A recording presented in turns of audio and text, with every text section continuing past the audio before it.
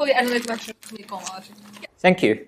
Yeah, so I hope in this last talk I want to really talk about some global applications. So as I mentioned, in my first talk, I want to talk about applications for the Fontaine-Mazur conjecture. So more precisely, I want to sketch a proof of the following theorem. Okay, so if you remember, so in the first talk, so given a open compact subgroup of GL to a finite L away from P, so we have the completed cohomology. I'm not going to repeat the definition again, but later we will see how this is related to the object we discussed yesterday. So we have the completed cohomology. I will just look at the degree 1 and with let's say ZP coefficient. Okay, and let me remind you. So it has the action of the Galois group and also GL to QP. And also the Heck algebra away from P, but I'm not going to make use of that now. But so suppose we have a two-dimensional Galois representation, which is irreducible and it continues. Okay, as usual. And plus the following two conditions. So first, the rho appears so home of rho into H theta 1.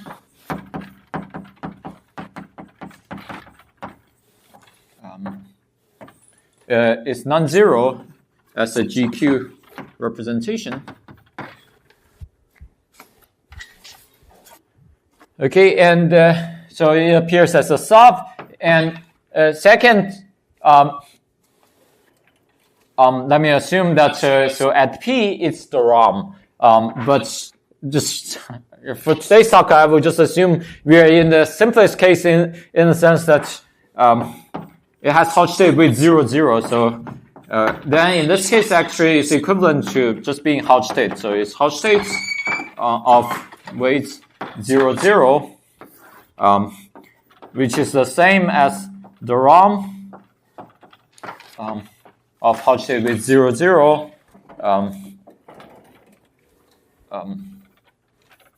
Well, by SEM, this is also yeah, okay. So this is also the same as saying the inertia subgroup has finite image.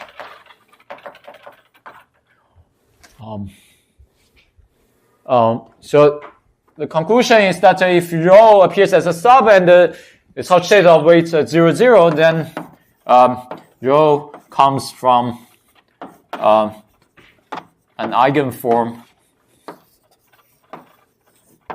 of weight 1. Okay. Maybe it's too loud with the microphone. Maybe we don't need the microphone. Okay. Sorry, I just do it, but maybe it's a little too loud. Is this okay? Yeah. So let me remind you. So for weight 1 modular forms, eigenforms, Deline and Serre has this very nice construction of attaching a Galois representation to such a weight 1 form, and actually it's an Artin representation in the sense that actually GQ has finite image. So in particular, this actually will imply rho is Artin. I would just say rho has finite image. Okay, so that's the theorem I want to talk about today. And we will see how this is related to what we have seen so far. Other questions, just for the statement? You might, okay, no one asked, but you might say, well, in the Fontaine-Mazur conjecture, so usually you have this odd condition, and I ramify it outside of finding many places, and actually this sort of will be more or less implied by this condition. Okay, so that's just one remark. So it's just automatic in this case. So that's why I didn't state it. Okay, so I would just say the idea of the proof is you're not really going to. So for simplicity, I would just assume rho takes value in QP. Okay, so instead of a QP bar, I would just assume it takes value in QP. So it really doesn't matter. I mean, in general, it takes value in a finite extension of QP. And let me just write H2 tau 1 as you just invert P.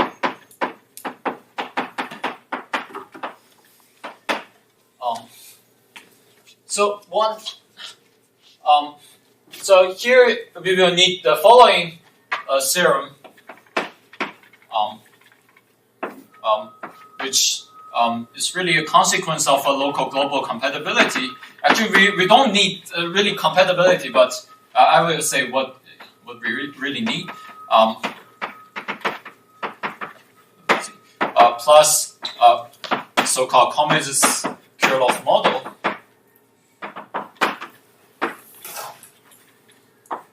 Okay, so what does it tell us? So if I like pi rho to be home of rho into a completed cohomology as a GQ representation. So this is a Banach space representation of GO2QP. And I can take its locally analytic vector, denoted by pi rho LA. Okay, so this is the space of locally analytic vectors.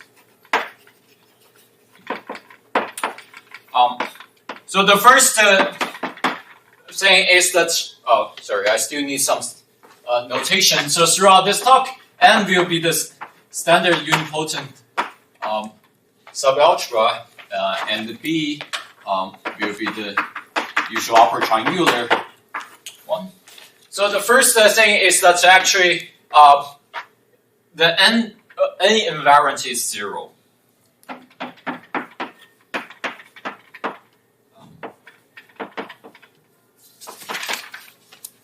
Sorry, it's non-zero. Okay. So this, in the finite dimensional case, this is usually how we start, like, do highest weight theory. But for this infinite dimensional setting, it's really not clear why this is true. But in this case, this actually follows from Cohomology's Kirchhoff model, which, I mean, he basically gave a very he gave a description of this pi rho LA, that subspace, how the Borel acts on it, and from that you can easily see that there exists an invariant. Okay, and Matt pointed out that you should really think this is some kind of a p-adic analog of the Castleman's modules theorem. Except usually you look at the n co-invariant, here you look at the invariant. There's always some dualities here. And okay, so this is what follows from this. And the second actually is a consequence of the last result I talked about yesterday. So if you remember, so once we fix the Hodge-shaped weight, actually the infinitesimal character is determined. And once infinitesimal character is determined, you sort of know how Borel subalgebra acts on this n invariance. So let me give a name. So I didn't quite tell you how Hodge-shaped weights match with the infinitesimal character. So if you believe me, so the normalization is that if you look at this weight, I think it's just minus 1, 0. It's a singular weight. Then we have a home of mu1 into this pi rho LA is non-zero. So as a B module. Okay. So that means that actually, if I take B like mu1 isotypic part of our completed cohomology, I can still see rho in the I can still see rho in the mu1 isotypic part. Okay, so that suggests to study the mu1 isotypic part of the completed cohomology, and here's the main technical theorem. Could you explain that last bit again? Like, why does this Hom being 0 imply that we can see rho? Or could you say the last bit again? I think I didn't quite follow. No, this pi rho tensor rho will appear as a subspace in H2 tau 1. Okay. Yeah, so if this is non-zero, this tensor rho also shows up in H2 tau 1. Ah, okay. This tensor, okay, that tensor rho. Yeah. Or mu1 tensor rho? Or No, sorry. no, this the Hom tensor. Yeah. This I view as a subspace of a pi rho LA, and the tensor rho shows up in H2 tau 1.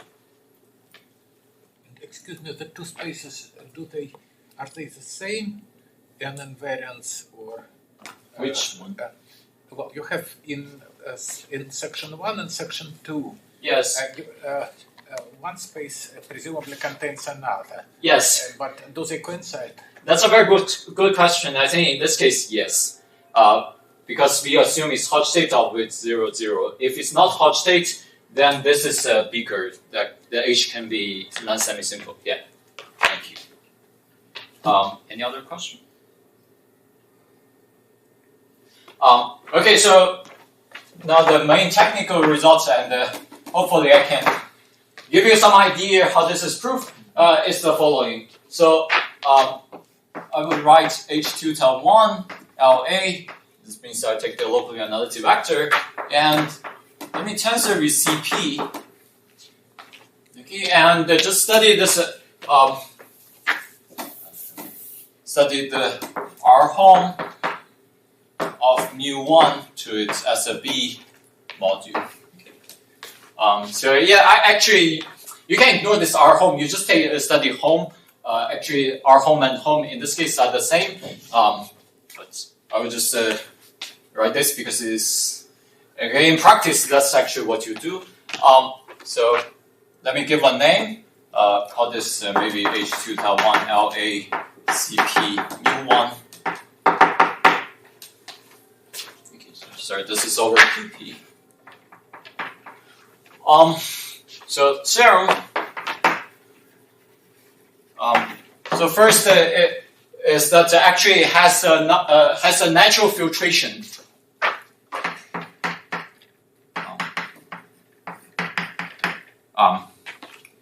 Well, I feel sorry, I forgot. I probably should introduce some notation. I apologize. Let me introduce this notation before stating the result. Some notation. Okay, so this so for a level k, this will be my regional analytic space associated to the usual modular curve of level k. Okay, and I have the infinite level modular curve. So it's just the inverse limit when you vary all the level at p. And this is a perfectoid space. Yesterday we see that there's a Hodge-state period map to p1.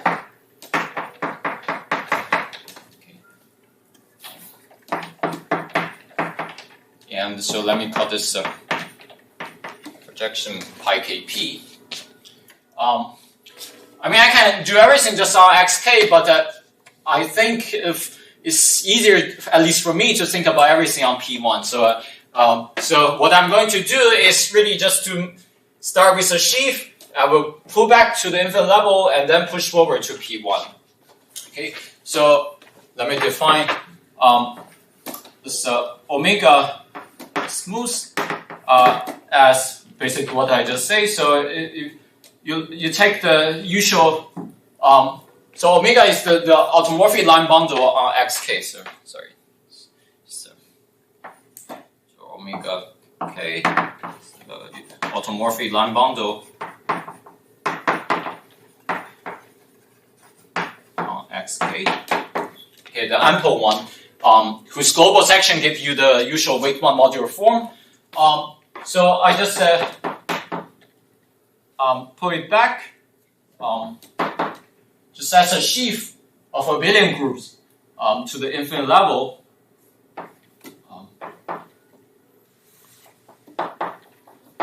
And then push forward to P1 and take the union of all such KP.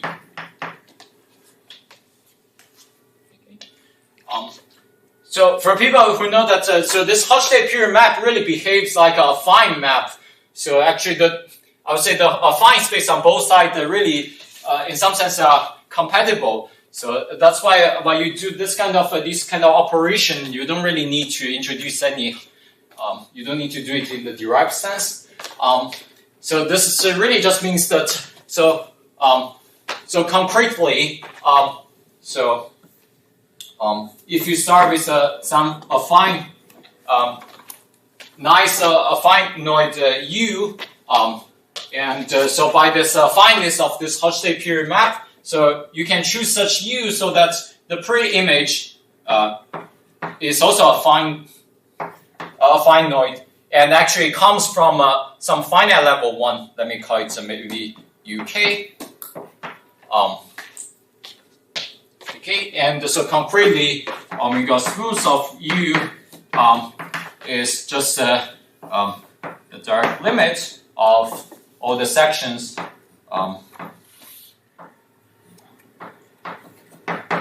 at finite level when you vary Kp.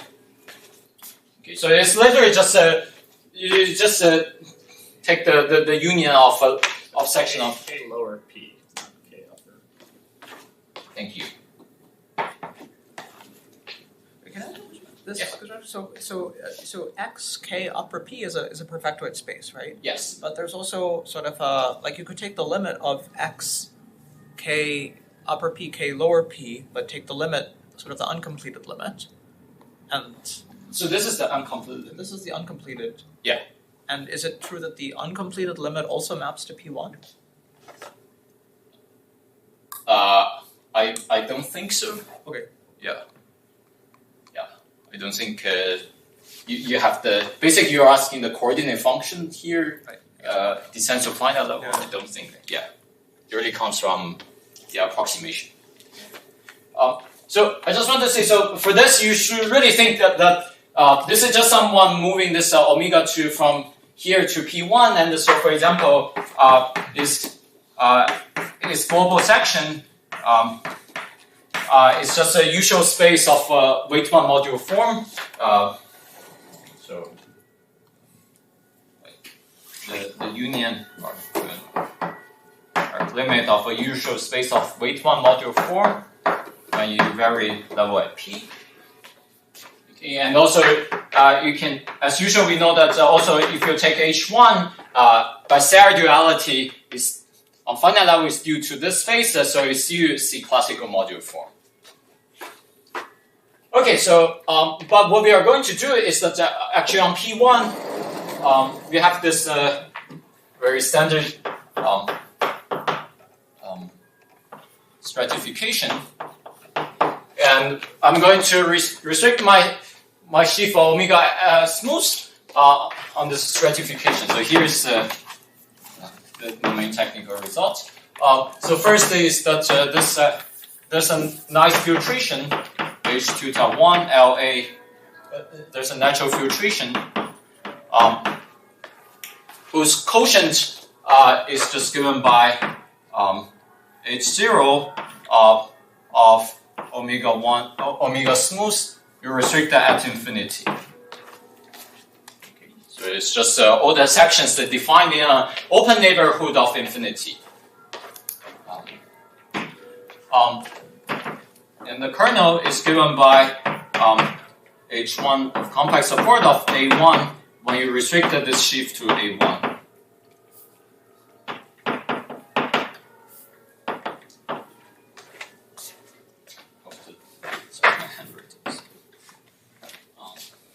Okay, so first is that there is a natural filtration.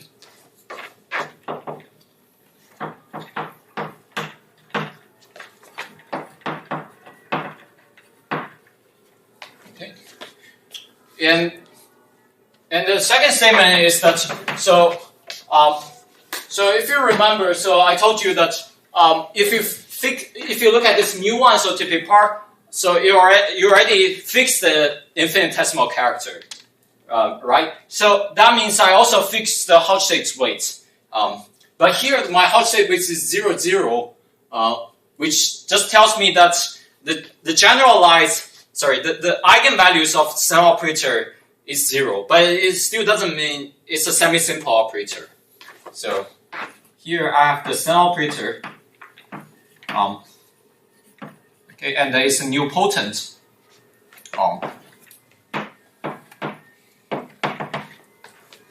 What's your definition of compactly supported coherent cohomology? It's not coherent.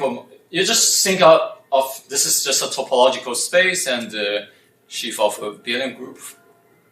But still, what does compactly supported cohomology mean? Oh, I think I guess you can just define it. It's just in the topological sense. But A1 is compact as a topological space. No, it's not. Not as an analytic. So, sorry, you're giving it like the p-adic topology? Yeah, everything. Sorry, this is all analytic in the analytic topology. Yeah. Does it answer your question? So explicitly, it's like some cohomology supported on a finite disk, some colimit of those. Is that right? No, I thought that just for. Sorry, you're asking. So what's how we usually define just compact support cohomology on A1? Is that your question? Yes. So sorry, I didn't understand the definition, and but just to clarify, when you say compactly supported cohomology of A1, does that mean cohomology, like the colimit of cohomology over A1, relative to like what supports on some disk of radius n, and then take a colimit? I think that should work in this case. But what I really want is that there's a usual long exact sequence relating this like the cohomology of this on OP1 and this, and also like at the set infinity, and I think it agrees with what you're saying. Okay.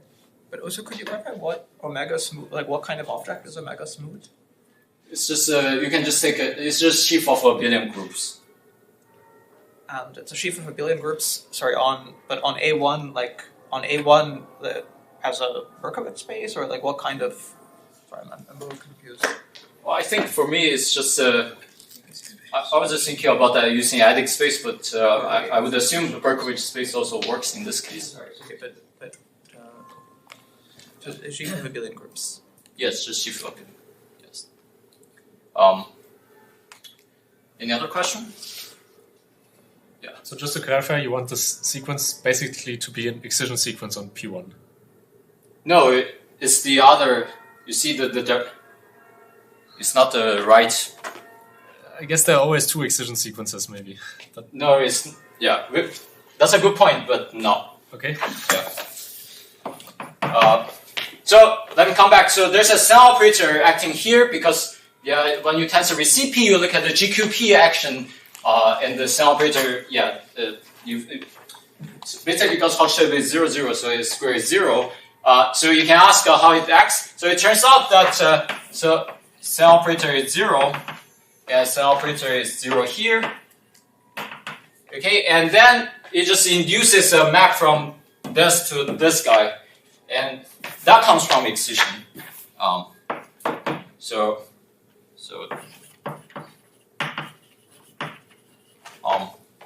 Induces this H0 infinity to H1.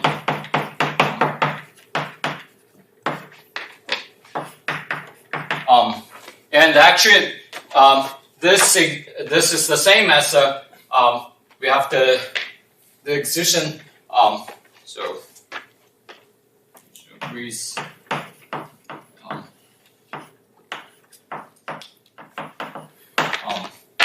This Langlands sequence. So we have H0 of omega smooth, and I restrict it to infinity,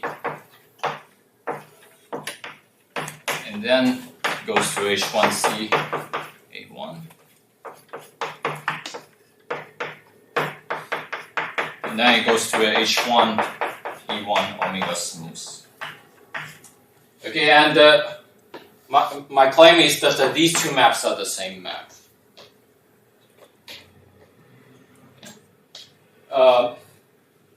So that's the main technical theorem, and I hope I will give you some idea where all this come from, especially the sequence, where this filtration come from, and why you should expect the Snell operator is like that. I may not be able to quite explain this, but I hope I give you some idea.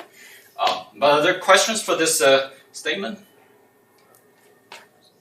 Sorry, what? How am I supposed to parse the second statement? So this first map you wrote should come from excision. This H0 omega smooth infinity goes to H1C A1. You mean this sequence Just on the one on top. This one? Yeah. This just comes from Snell operator. Okay, that one comes from the Snell operator. Yeah, so the conclusion is the operator you get from Snell operator agrees with the one you get from excision. Okay, I see. So, yeah, like when some people need just call this is like in their work on higher theta theory, they call this Coulson map, and this is the operator, and he called this result sen equals Coulson. Yeah, so if you see that in the literature, that's basically this part of the thing. So I just want to quickly explain sort of why this result implies the theorem we start with. Okay. So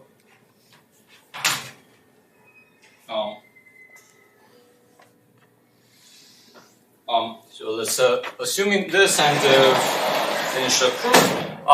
So if you start with a two-dimensional representation, actually you can attach a system of Hayek eigenvalues. Okay. So this is just my abstract Hayek algebra. So to prove, let me give a name. So this let me denote by H1 K upper P. So we need to show like the lambda isotypic. So home lambda into M1K upper P is non-zero as a T module. Okay, so right, so if this is lambda shows up in the so this is space of a classical weight one form. Classical weight one form. So if the Hayek eigenvalues show up there, that just means lambda is comes from a classical form.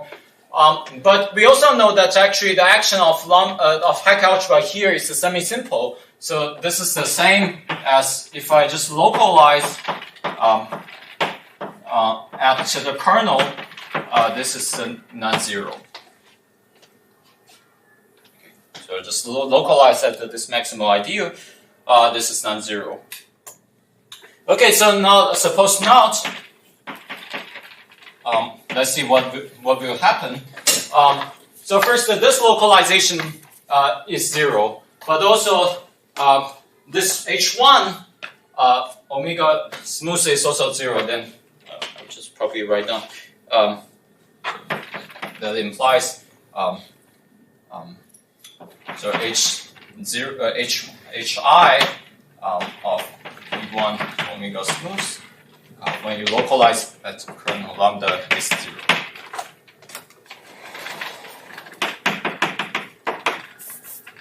Okay, so that means these two terms are both 0 after I localize it, this kernel. So that means this is an isomorphism.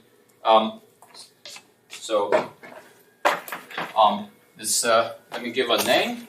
Maybe call it a delta. So delta, if I localize at the kernel of lambda, is an isomorphism.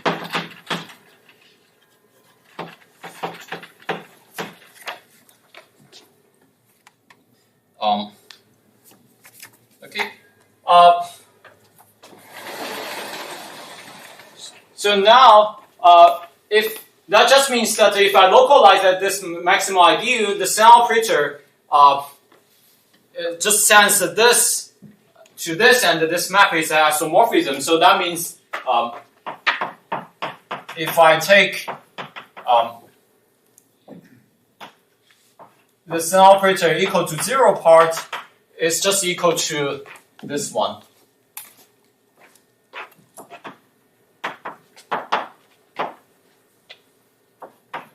C.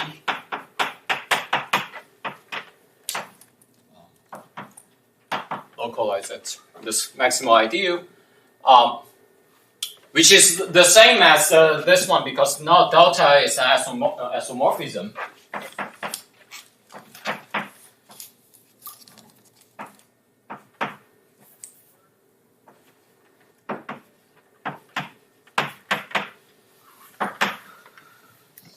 And now let's try to see some contradiction. So this is you're looking at the section around the infinity, and what is the pre-image of infinity in this picture? Well, actually, that's usually the ordinary locus, like around the containing the infinite cusp. Okay, so basically, you are just looking at the overconvergent section around that ordinary locus. So in particular. So we have very roughly speaking, we have a multiplicity 1 by Q expansion. Okay, so more precisely, if I fix enough high eigenvalues, not just at the good places, but also fix eigenvalues, for example, for UP, then that will uniquely determine my modular form. So that's what I mean by multiplicity 1. So basically, the idea is that using high action, you can uniquely determine my form. So, Lue, sorry. So you're saying when you write this restriction to H0, you're really, again, looking at like some co-limit. Yeah, co-limits. Yeah, yes, that's what I mean. UCB overconverted. Yes. Yeah. Yeah, I just wanted to. I think Yeah. No, you're right. That's exactly what I mean. Yeah. And but for this one, because you have we have this our rho contained in it. So rho tensor is pi rho LA mu1. I mean, this is always inside, and also because by our assumption it's Hodge state of with 0, 0, so that means like rho tensor CP. So a priori it's rho tensor CP with the Sen operator equal to 0 inside, but by our assumption this is just rho tensor CP.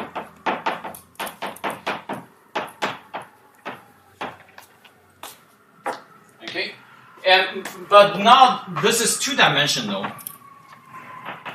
And there's no Hayek action or any GL2QP action on it, so you can't quite distinguish this two-dimensional. So if you do everything more carefully, you can really choose appropriate Hayek operator to make sure the right-hand side is just one-dimensional. But this left-hand side, they always said, well, you see, it's always of even dimension or at least two-dimensional, and then you get contradiction.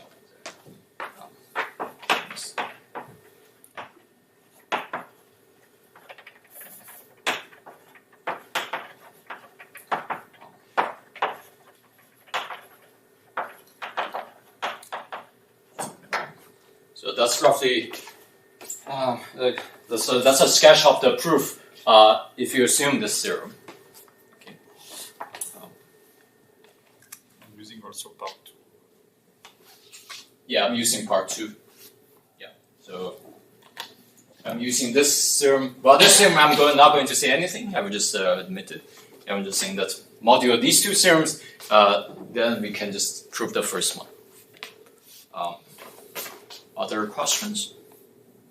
So we see that the key point is that actually we can describe this thing just using this kind of we get this filtration. So maybe the key thing is that you have you get a filtration, and you can really describe the Snell operator with respect to this filtration.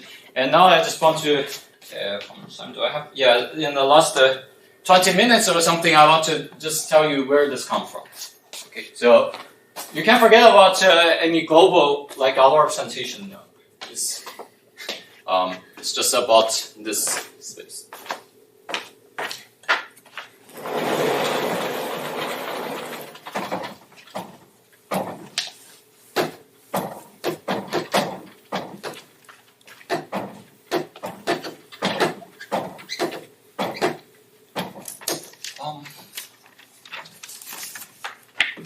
So I would just use that picture. So the first thing you need to you can do is the following. So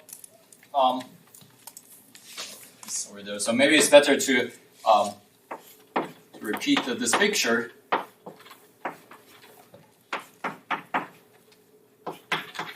So yesterday, so we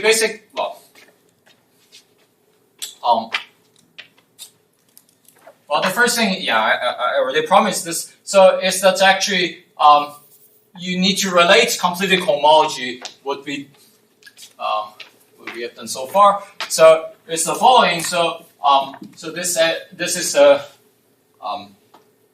KP tosser. Okay, and so if you look at all the locally analytic functions on KP, you view as a Leffler regular representation of KP that defines a local system xk pro eta. Strictly speaking, I also need to work with the Kummer version if I want to take into account of the cusps. Okay, and the first thing is that actually this is not tautological, but not too hard to prove. Is that I'll just stay as a proposition, but I'm not going to prove. Is that so the pro-étal cohomology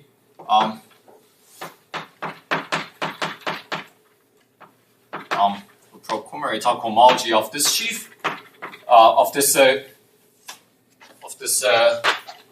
infinite dimensional local system is just naturally isomorphic to the completed cohomology, and is after taking its locally analytic vectors. So there's already a version without taking locally analytic vector, which is basically tautological in some sense. It's just another way to rewrite completed cohomology using shift cohomology. But so the slightly non-trivial thing here is you take locally analytic vector outside and you put inside, but it's also not too hard to prove. Okay, and the next thing is we have the comparison theorem, which means that so here if I take the complete tensor product of the structure sheaf of the pro-Kummer-étal site, is isomorphic to the completed cohomology tensor with CP.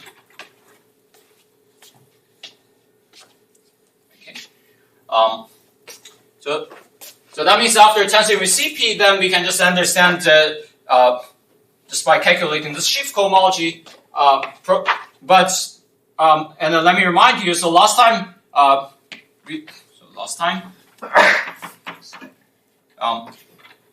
when we pushed forward from the pro-Kummer-étal side, I only did the pro-étal side, but it's really the same from analytic side. We actually show that actually this this push forward actually just lives in degree 0.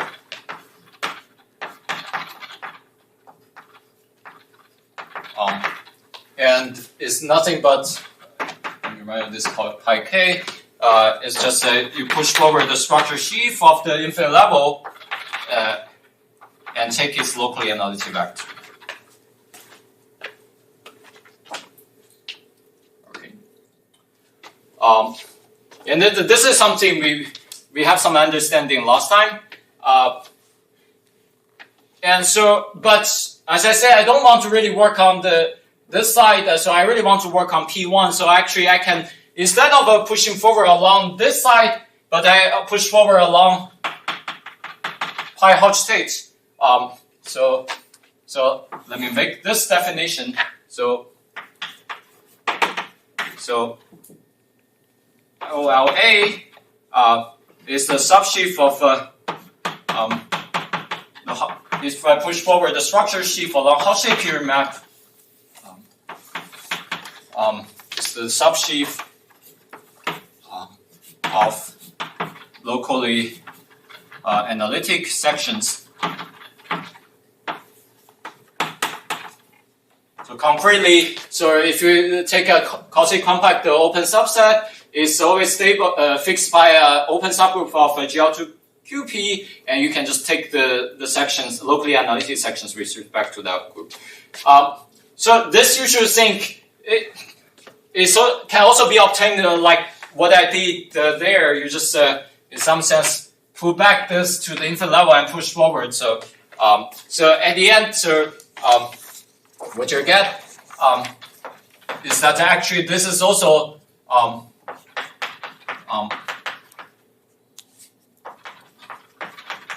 isomorphic just to the sheaf cohomology of this OLA on P1.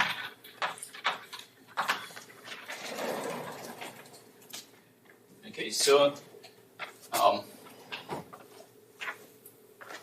that's basically what is over there.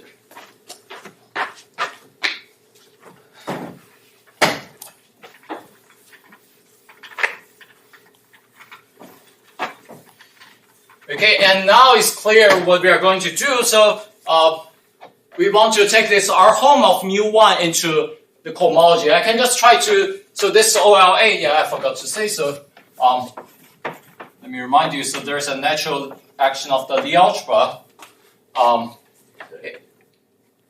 In statement 2, Yes. is that pi k lower star? Pi k lower star, yes. Yes. Thank you.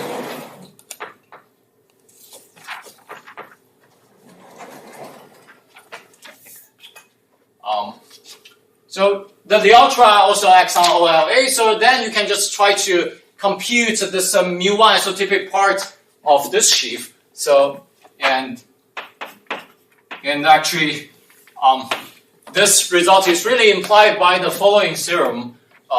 So I will just say OLA mu1 is defined as R home of mu1 to its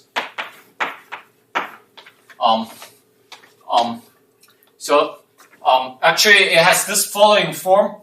So first is that so in the derived category so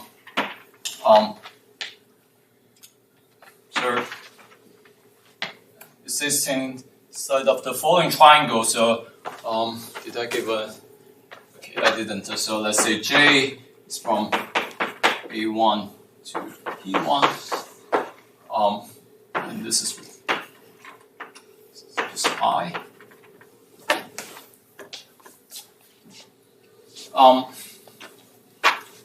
Okay, and so this is just a close embedding. So I have a J lower streak of this omega smooth when they restrict to A1.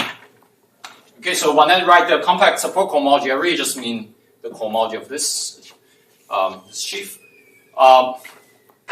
and it goes to what do I have? So I lower star omega smooth, and then restrict to infinity, and with a shift. So there's an exact triangle like this. And you can imagine it really just comes from. So this is like supported at infinity, and this is supported as A1, and it's not surprising that you use the Broussard stratification because basically you are when you compute this, so in some sense all the B orbit behaves the same. So that's why it only depends on the B orbit. Okay, that's the first thing, and the second is that also there's a Sen operator. And you can imagine that Sen operator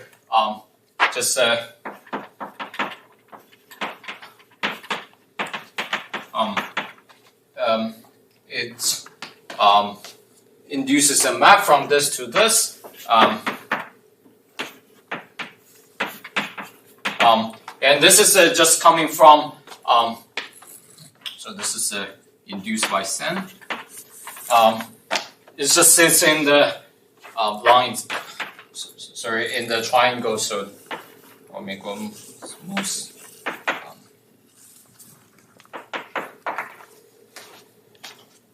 I mean, this is this just comes from the usual excision sequence. Okay, so and I think it's clear that I just rewrite the theorem basically on the shift level, but yeah, so that's what actually we are going to show. Other questions?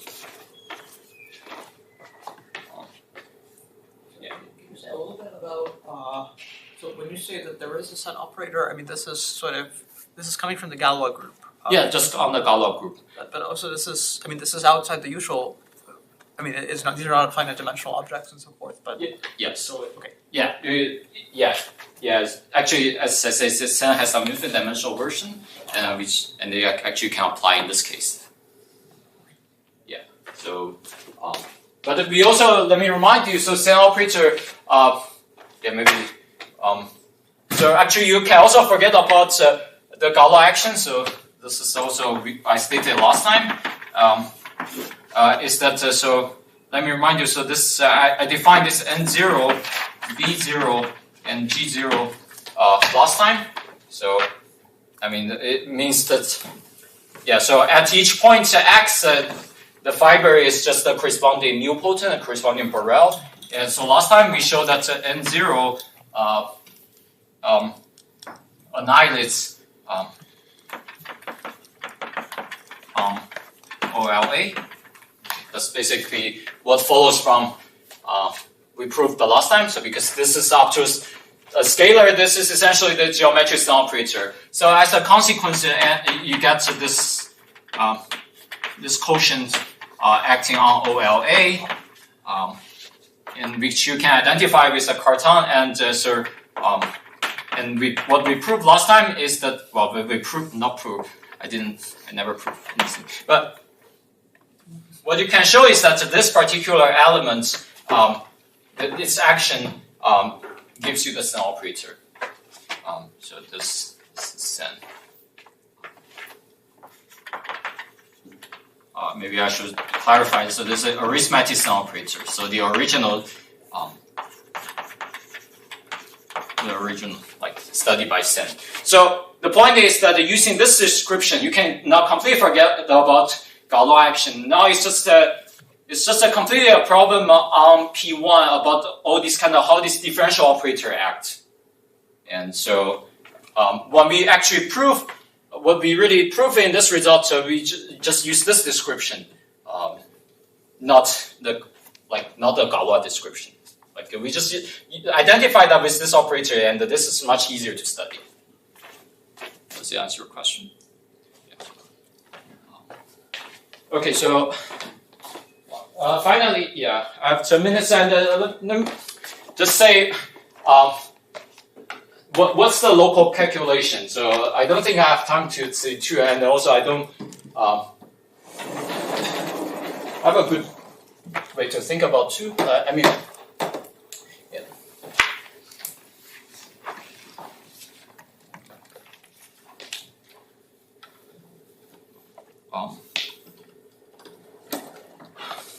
And also, maybe I would just say this orally. So this really, if you're familiar with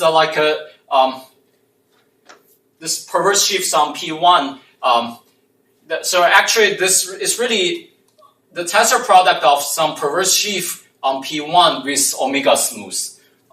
So it's clear this is you just replace omega smooth by the constant sheaf.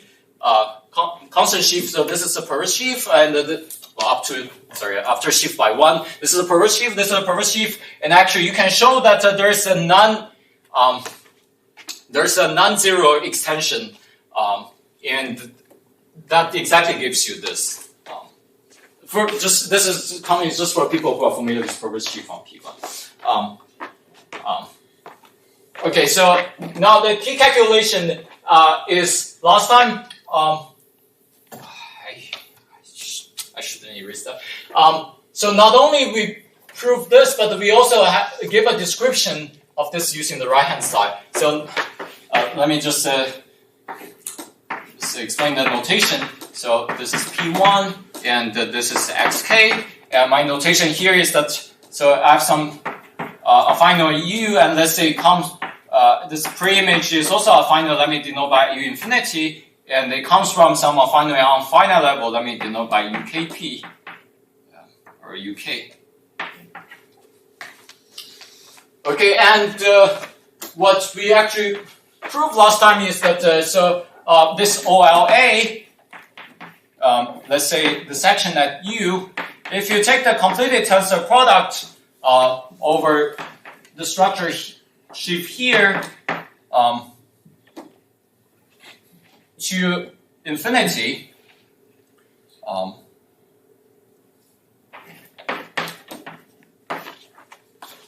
okay, and then actually it is isomorphic to you consider all the KP locally analytic functions on KP valued in this OU infinity,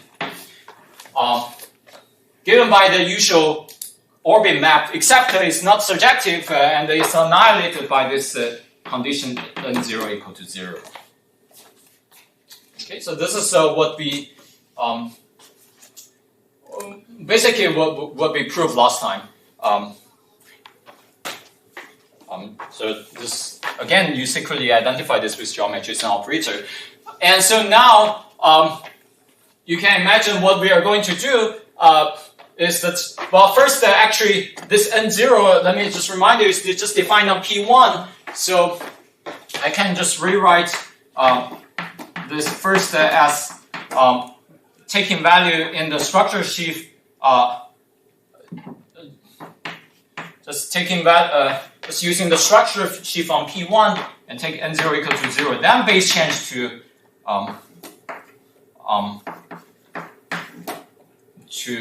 infinite level. Okay, so now if we want to compute the mu1 isotypic part here,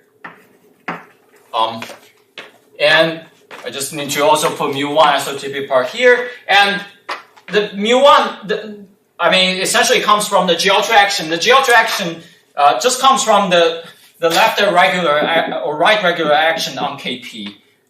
So you are just looking at mu1 isotypic part here. Where CLA mu1 is just, you look at locally analytic functions on KP,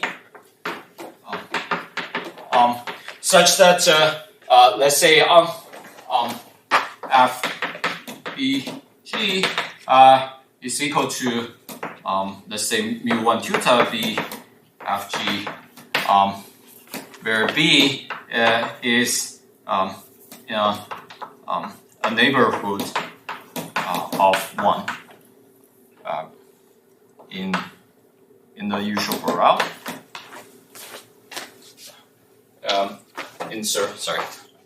mu1 tuta here is just you integrate the weight mu1, and you just get a character. So here, so this is just you're just looking at KP locally analytic function, and like the B action is just given by this mu1 character. Okay, so the point is that so now you basically just reduce to calculating.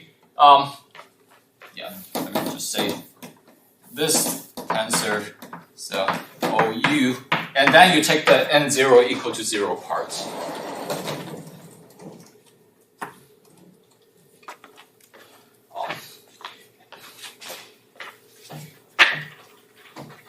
And just for people who are familiar with localization, so this formula is, if you take instead of taking the invariant but taking the co-invariant, it's exactly like what you see in this Beilinson-Bernstein localization.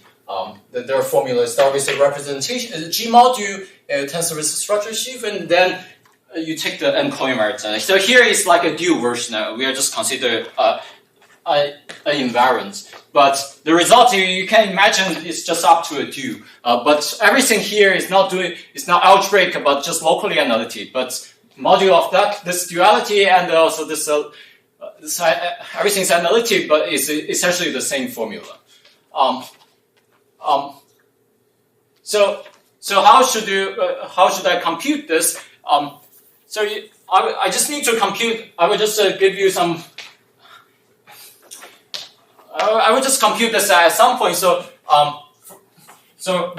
Let me remind you. So I will just compute at point 0 and also infinity. So at 0, the fiber at 0 is actually just the opposite opposite the nilpotent. I hope I'm correct.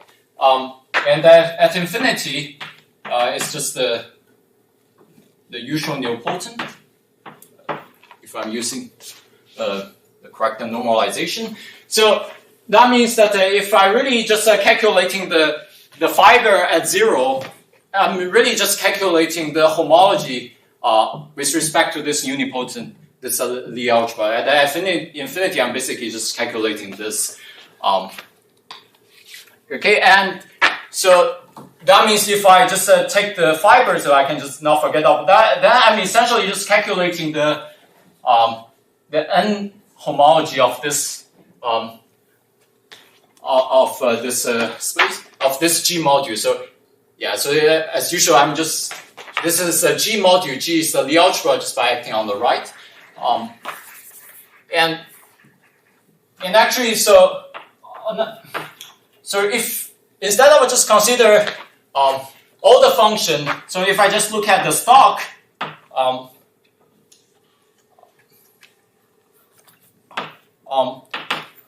okay. So if I just look at the germ at identity element. So it's a colimit of a Banach space, and if you take its due, actually as a G module, it has this following description. It's UG hat tensor UG with L-1, where so UG, well, G is just a GL2, and UG is some completion of UG. So basically, you can imagine you are looking at all the analytic functions on G star, which is flat over UG. And actually, there is also some completion here. And L-1 is just the verma of mu1. So concretely, it's just a UG. Is there where UB is mu1? Sorry, Lue, what's E?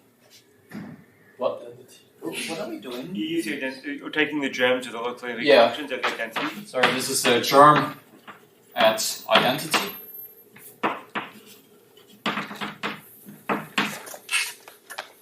I'm just saying that if you just look at the germ, it has a very simple description. And by identity, we mean identity in KP. Yeah. Cool. Okay, thank you. Yeah. And so actually, in this case, when you compute this kind of n-homology, essentially you can just do everything for this Verma, and so it's very easy just to compute by hand. So at 0, so you will see that. Okay, so I will just instead just write down this hi of this 0 L minus 1. The dimension is so 0 is like the opposite one. So this is 0 if I equal to 0 and 1 I equal to 1. And dimension of this one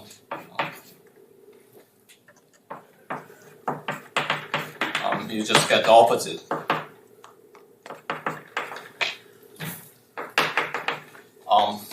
And then actually there's nothing special about 0. You can take any point in A1. So that just shows you that, well, this is up to a due. So so if you believe me, so that gives you, that tells you why sort of y on A1 is only H0 and on infinity is only it's in the other degree. So this just comes from like on different strata. When you compute this n-homology, actually you get a different answer. But yeah, I think I'm out of time, so I don't think I have time to really say where this comes from. But yeah, I just want to say, so you can just calculate by hands, just after reducing to this step. But it's not too complicated, but it requires like some explicit calculation to really calculate in some sense the monodromy. Anyway, I'm just going to stop here. So thank you so much.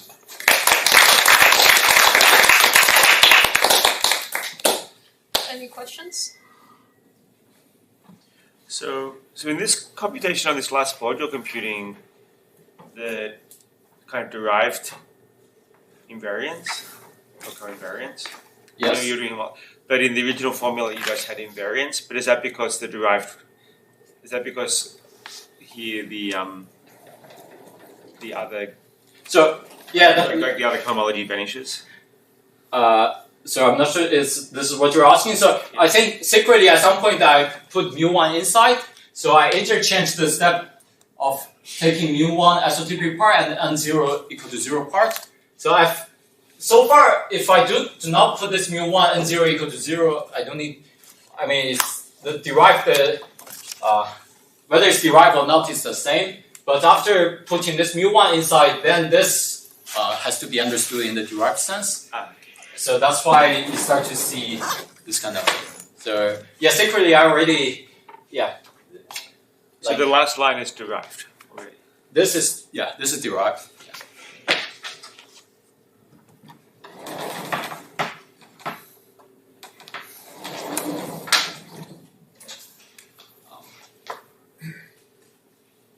A little bit lost in there, but I was just wondering. So the theorem, it's correct that the theorem. So part 1 is equivalent to the statement that you can describe the OL is a description of OLA when you restrict under either J upper star or I upper star to the stratification. Is that right? Yes. Okay. And also, you also want to understand how this operator acts. Yes. Yeah, strata-wise, it's just 0, but actually it gives you a non-trivial extension of these two strata. Like. This just tells you it cannot be the direct sum. So maybe I should, just, I think I tried to say this very briefly in words, but, so just, so there's a perverse sheaf, T on P1, so it sits inside these two exact sequence. So first is this J lower. Sorry, I will just do everything over C complex number just to make life easier. From A1 and to I just want to shift. To this is C, the constant sheaf at infinity. So So this is the exact sequence on first sheaf, but also it's self-due. So this is I want to say this is non-split. Okay, so roughly speaking, that one is just a T tensor with omega smooth.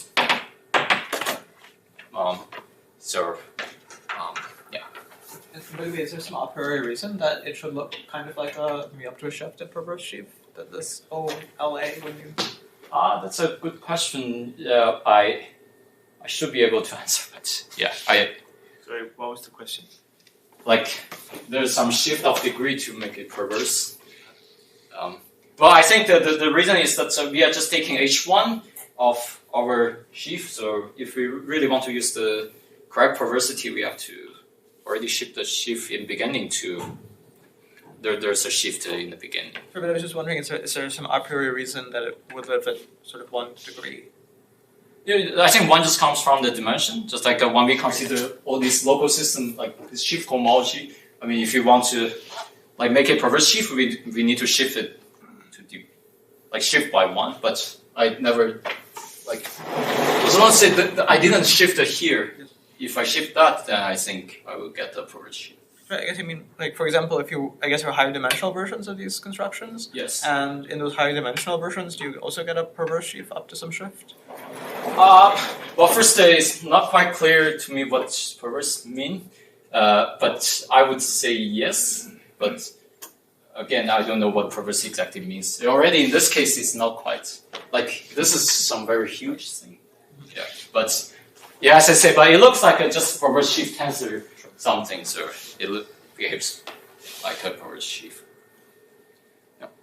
So you reduce the proof of 1 and 2 to some statements about Bernstein localization, more or less, which should hold for more general reductive groups. So can you say what the statement, or at least the expected statement for 1 and 2 should be for more general reductive groups? Yeah, that's a good question. So what I expected is, so as you can see here, actually, I think this holds very generally.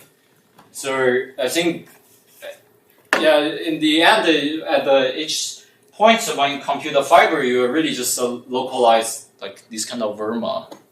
So you end up to this kind of, and actually I'll hide some technical difficulty if you have this kind of p-adic non-Liouville weight.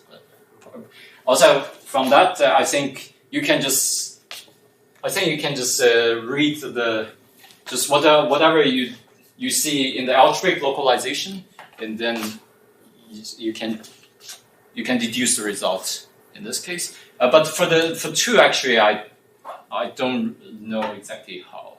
I think. But just for 1, you say there is a way to. Yeah. I think it's just like here, like.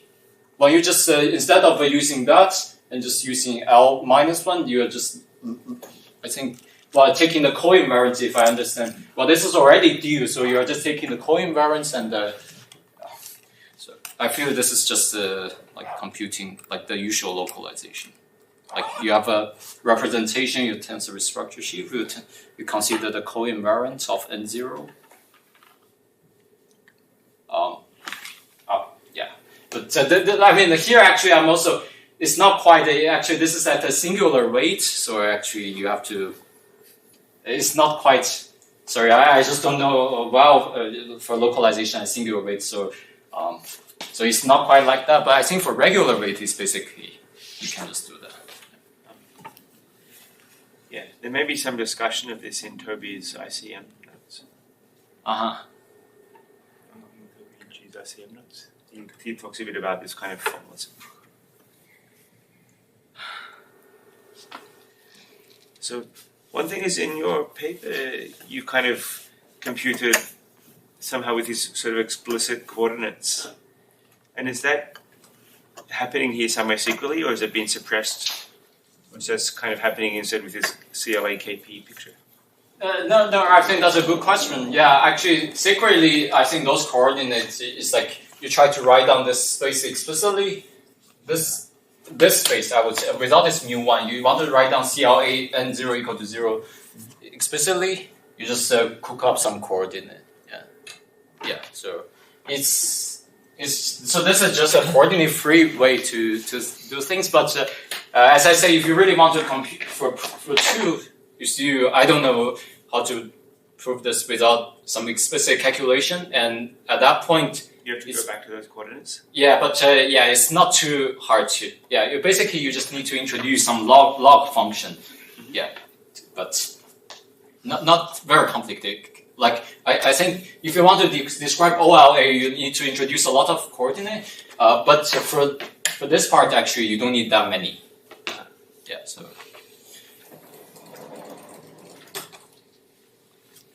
I guess I have one stupid question. So like, I guess the case is that all of these, what we were doing now is trying to show this theorem you raised before about that sin cos cosine. So I guess, how do we have this go to that theorem long time ago? Yeah, it's basically this second claim that so the set operator here is the same as this map coming from excision. Yeah, sorry, I didn't quite right, but this is what I mean. I guess there's no more questions, so let's thank Lue again.